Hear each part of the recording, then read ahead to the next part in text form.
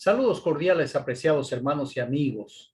Seguimos con la serie de estudios sobre los profetas con el objetivo de examinar el ejercicio del profetismo en la época de la Biblia hebrea.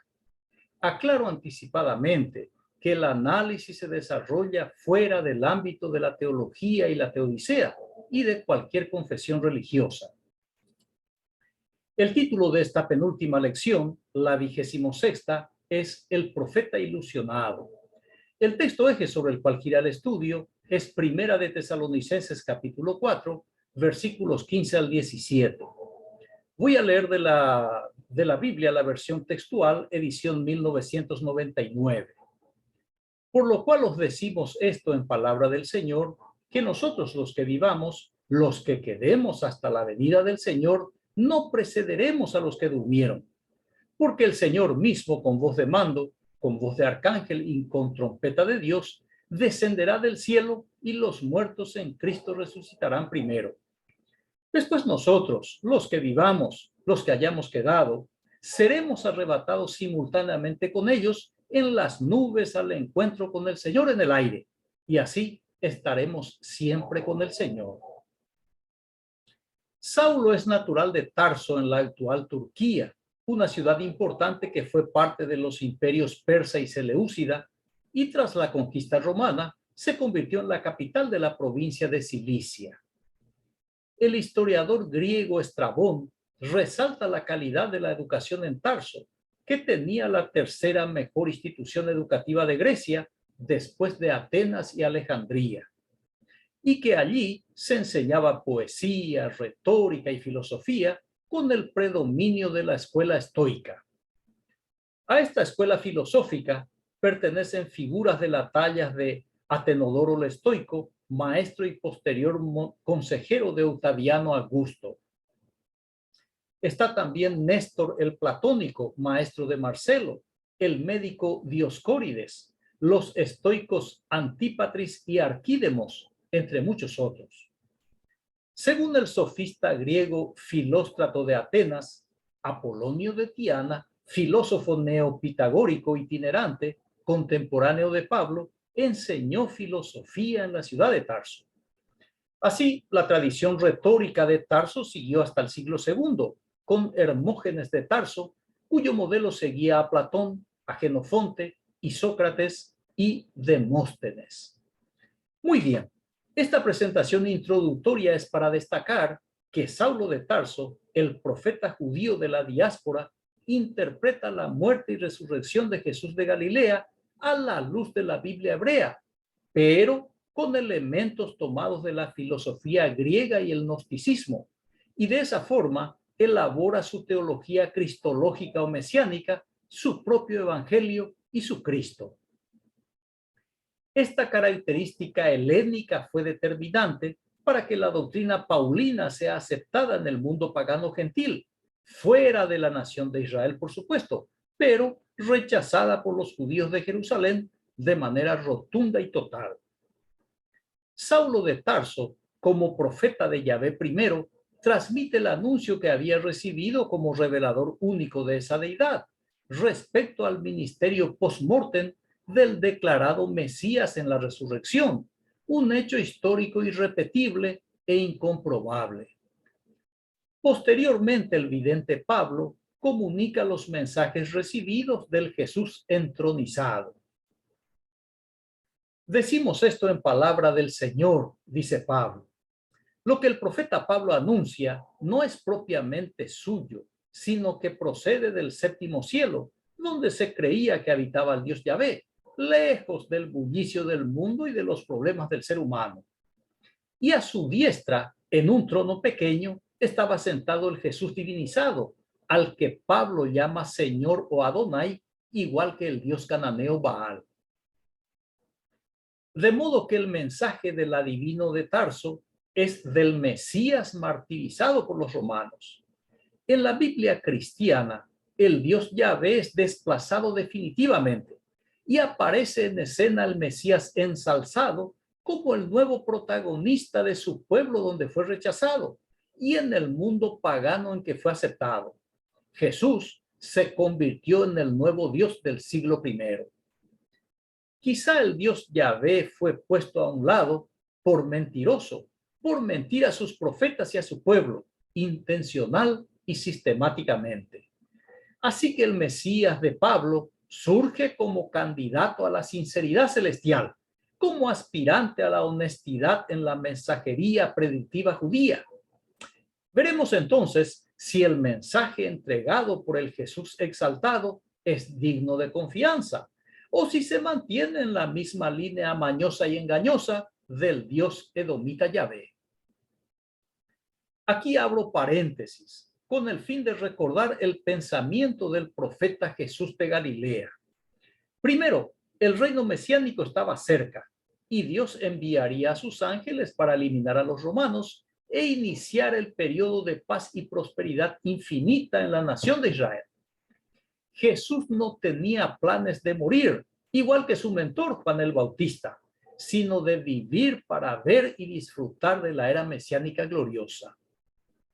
Segundo, el reino mesiánico es en la tierra de Israel, nunca en el cielo, e inmediatamente después de la intervención divina con las fuerzas angelicales. Tercero, el reino mesiánico es para las ovejas de Israel, nunca para los paganos o para los gentiles, o como decía Jesús de Nazaret, los perrillos. Cuarto, el mesianismo de Jesús es una ideología político-nacionalista para dominar el mundo desde Jerusalén a través del gobierno dictatorial del Mesías.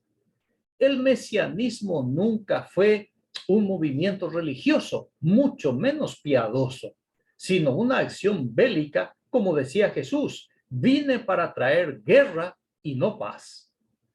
El mesianismo es una revolución para que Israel asuma el liderazgo internacional en el escenario político y militar, estableciendo el judaísmo como la única religión oficial del régimen y de todo el mundo.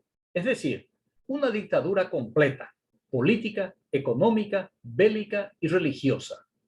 Muchos profetas declaran esta misma intención. Quinto, para el pueblo de Israel, lo importante es la era mesiánica y no el Mesías. Lo que todos esperaban fue la era mesiánica. El Mesías podía ser cualquiera. De hecho, hubo una veintena de candidatos a Mesías y todos fracasaron igualmente, como Jesús de Galilea. Sexto, que ejecutado Jesús, quedó demostrado para los judíos que él no era el Mesías, porque no trajo la era mesiánica. Y con su muerte fracasó el proyecto libertario pretendido por el milagrero norteño. De allí su queja en la cruz: ¿por qué me has desamparado? Séptimo, Jesús creía ciegamente en el éxito de su proyecto mesiánico. Leemos, por ejemplo, en Mateo capítulo 24, versículos 34 y 35. Hablando Jesús: de cierto os digo que no pasará esta generación hasta que todo esto acontezca. El cielo y la tierra pasarán, pero mis palabras no pasarán. Esta afirmación política, que por supuesto no se cumplió, pero que por lo menos sirvió para demostrar que Jesús de Galilea fue otro falso Mesías y otro falso profeta. Cierro paréntesis. Ante el fracaso mesiánico y el interés religioso proselitista, se reformulan los postulados de Jesús y se fabrica una nueva doctrina, con la intención de mantener encendida en los seguidores del Mesías ejecutado la llama de la tan ansiada esperanza mesiánica. Este trabajo le cupo a Saulo de Tarso, de redefinir el significado de la ejecución del falso Mesías, pero con una visión completamente celestial y espiritual, una interpretación que contradice al judaísmo de su tiempo y pisotea los ideales proclamados por el propio Jesús de Nazaret, a quien ignora completa y deliberadamente, igual que a todos sus apóstoles. Así, el Jesús glorificado le asegura a su nuevo profeta, al que no conoció personalmente, ni formó parte del grupo apostólico, a Pablo, quien se denomina a sí mismo apóstol de Cristo, del Cristo por él idealizado y promovido, cosa que Jesús nunca dijo ni enseñó.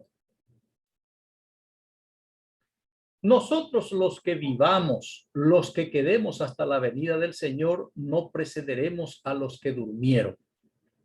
Jesús se hubiera irritado contra Pablo por llamarle Señor, porque el judaísmo practicado por Jesús nunca fue en contra de la Torá o de las tradiciones, como para arrogarse el título de Señor o Adonai, igual que los dioses Baal y Yahvé. Por este hecho de considerarle Dios o hacerle igual a Dios, le hubieran apedreado sin necesidad de la intervención romana. Pero la soberbia de Pablo fue de tal magnitud que no le importaba lo que sus paisanos religiosos pensaban. Él estaba dispuesto a dar la vida por la supuesta revelación recibida. El profeta de Tarso, basado en la revelación efectuada por el Jesús divinizado, instruye a los de Tesalónica sobre el orden de lo que hoy se conoce como el rapto o el arrebatamiento. Esto nunca enseñó Jesús.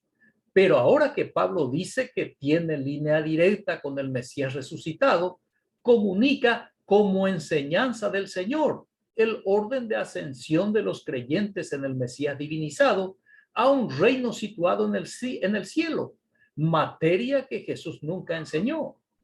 Así que el reino mesiánico terrenal se traslada al mundo celestial por el pensamiento y la pluma del nuevo apóstol iluminado e ilusionado que surgió del mundo grecorromano. El mismo Señor con voz de mando, con voz de arcángel y con trompeta de Dios descenderá del cielo y los muertos en Cristo resucitarán primero. El Jesús glorificado por Pablo descenderá del cielo en breve y los muertos que creyeron que Jesús era el Mesías resucitarán primero. Esa generación sigue esperando la promesa de ser levantados muy pronto de la tumba, pero sabemos que el Jesús divinizado nunca regresó para buscar a los suyos, porque eso nunca fue la misión de su vida política. Este es el truco del profetismo desde la época del Dios Yahvé, en crear nuevos escenarios con nuevas promesas y nuevas expectativas, las que se adicionan a las ya existentes y así sucesiva e indefinidamente, con el fin de mantener la ilusión de la gente perpetuamente. Así, los muertos con la esperanza de que serían resucitados por el Jesús glorificado, nunca se levantaron de la tumba y durante los 2000 años posteriores, mucha gente vivió y murió con la misma esperanza, con la misma ilusión, bajo el mismo engaño profético.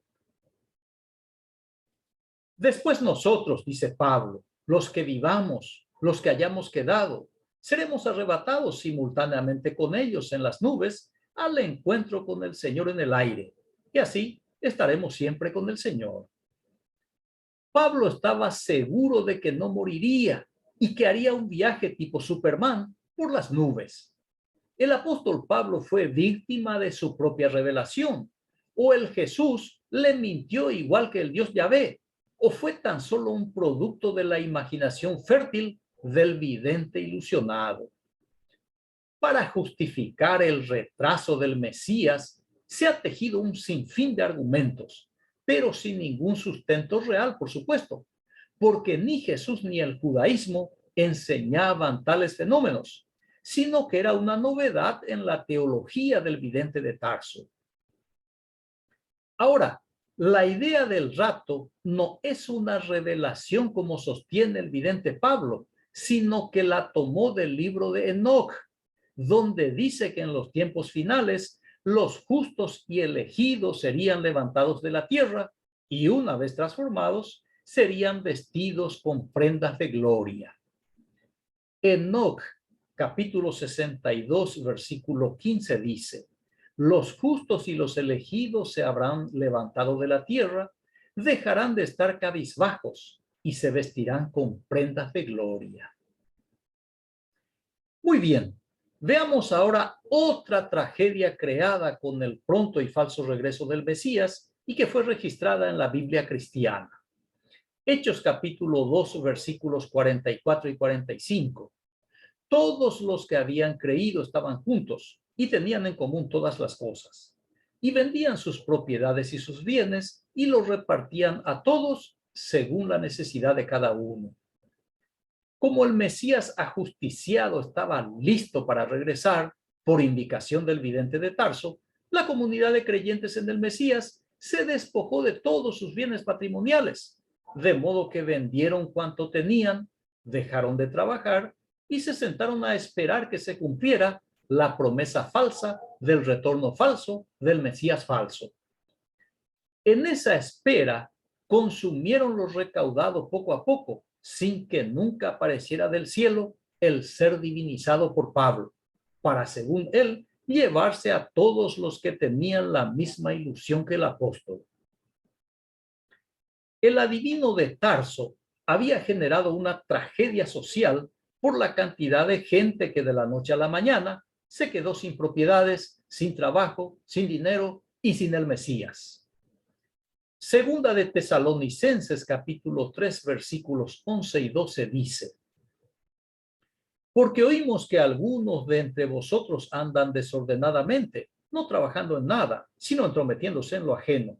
A los tales mandamos y exhortamos por nuestro Señor Jesucristo que trabajando sosegadamente coman su propio pan. En vez de pedir disculpas por la situación crítica provocada, el falso profeta Pablo le da un reverendo tirón de orejas a sus hermanitos, tildándoles de aprovechadores y de vividores, de haraganes y sinvergüenzas, para luego ordenarles que se pongan a trabajar para que puedan adquirir lo necesario para su propio sustento. Así funciona el profetismo, tanto en la Biblia hebrea como en la cristiana. Los profetas son pésimos en el arte de predecir, y el pueblo crédulo e ingenuo es el que siempre tiene que arcar con los desvaríos y con los desatinos de sus falsos adivinos. Así que el soberbio Pablo, después de maltratar a sus hermanos, en lugar de pedir perdón, hace una nueva carta con una nueva reinterpretación del retraso del hombre de las nubes, con el fin de corregir y tapar su profecía ilusoria fallida. Segunda de Tesalonicenses capítulo 2, versículos 1 al 3 dice: por lo que respecta a la venida de nuestro Señor Jesucristo y a nuestra reunión con Él, les rogamos, hermanos, que no se dejen alterar tan fácilmente en su ánimo, ni se alarmen por alguna manifestación del Espíritu, por algunas palabras o por alguna carta presentada como nuestra, que les haga suponer que es inminente o que está inminente el día del Señor. Que nadie los engañe de ninguna manera. Primero tiene que venir la apostasía y manifestarse el hombre impío, el hijo de perdición. El falso e inteligente adivino de Tarso juega al conejo y a la zanahoria con sus hermanos, porque les antepone la venida de otra figura, al que llama el hombre impío, el hijo de perdición. Nada de estas cosas enseñó el revolucionario Jesús de Galilea, ni siquiera el judaísmo del siglo I. Pero Pablo, al igual que el Dios promesero Yahvé, genera nuevas condiciones para la venida de su Mesías, convencido quizá de que Jesús de Nazaret nunca se levantó de la fosa común donde fue arrojado por los romanos. Así funciona el fraude en el profetismo. Se explica, se justifica y se modifica. Por tanto, al reino mesiánico en la tierra de Israel, como no se produjo, se le da un nuevo significado, que el reino del Mesías desaparecido por tanto tiempo está en el corazón del creyente. Este cuento se mantiene hasta nuestros días y sostiene la ilusión de millares de personas alrededor del mundo. Muy bien, termino con la observación del poeta trágico griego Eurípides de Salamina. El mejor profeta es aquel que mejor calcula.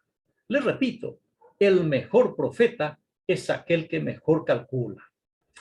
Muy bien, agradezco su amable atención. Reciba un fraterno abrazo y hasta el próximo estudio. Gracias.